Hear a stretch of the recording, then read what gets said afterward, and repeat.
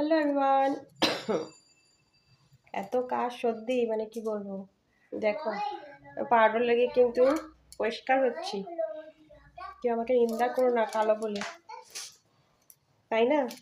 এখন তো নিন্দা করার মানে কিছু একটা রিজন লাগে। আর তো যাই হোক, আমরা তো আটা ময়দা মাখিয়ে তো যাবো একটা বিয়ায়।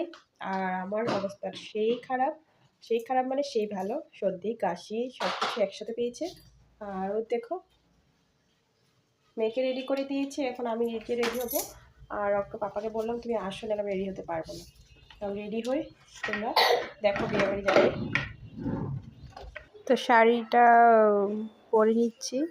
তো দেখো, এটা আমার দুর্গাপুজোর শাড়ি কেমন লাগছে। আমার কিন্তু শাড়িটা খুব ভালো লাগে, শাড়িটা খুব সুন্দর দেখতে, পুরো মানে স্টোন বসানো আছে। শাড়িটার দামও কিন্তু নিয়েছিল ভালোই।